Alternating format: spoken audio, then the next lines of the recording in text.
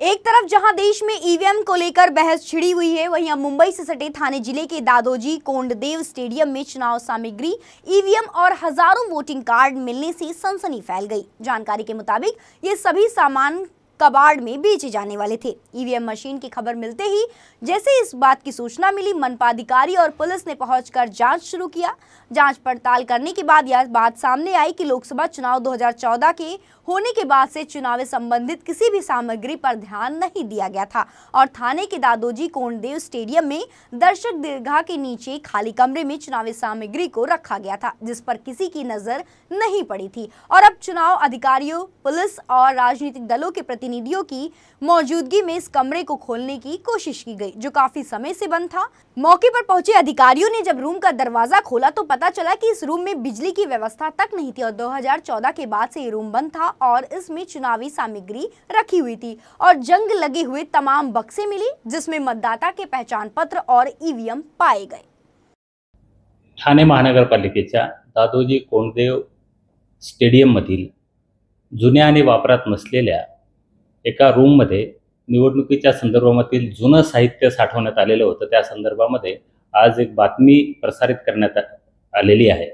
त्या बातमीच्या अनुषंगाने मी संपूर्ण माहिती घेतली असून त्याची वस्तुस्थिती अशी आहे की ठाणे महानगरपालिकेच्या अंतर्गत दादोजी कोंडदेव या स्टेडियमच्या नूतनीकरणाची प्रक्रिया सुरू असून उर्वरित नूतनीकरण पूर्ण झालं असून फक्त या खोलीपुरतं किंवा गोदामापुरतं नूतनीकरण शिल्लक आहे।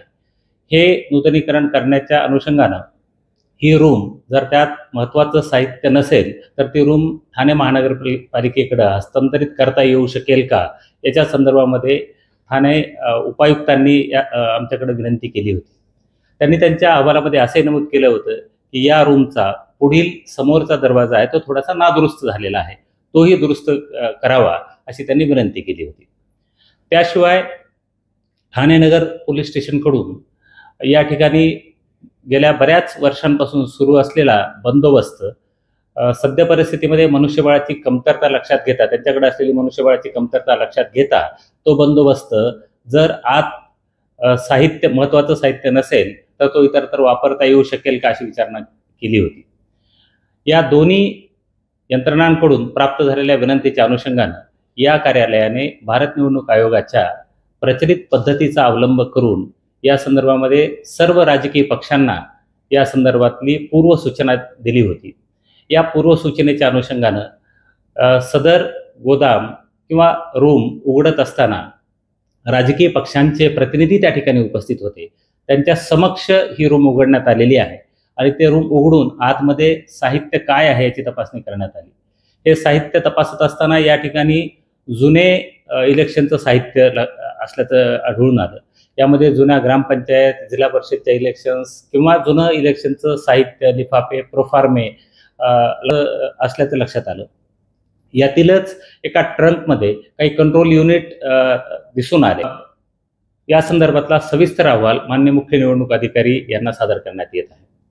त्यानंतर ही वस्तुस्थिती लक्षात घेता समोरील मुख्य दरवाजाची दुरुस्ती करून तो दरवाजा परत सीलबंद करण्यात आला आणि तेथील बंदोबस्त पूर्ववत कायम करण्यात आला। या बातमीच्या अनुषंगाने मी हे आश्वासित करू इच्छितो की या जुन्या वापरात नसलेल्या गोदामाचा आणि सध्या परिस्थितीमध्ये लोकसभेच्या अनुषंगाने सुरू असलेल्या निवडणुकीच्या प्रक्रियेचा काहीही संबंध नाही।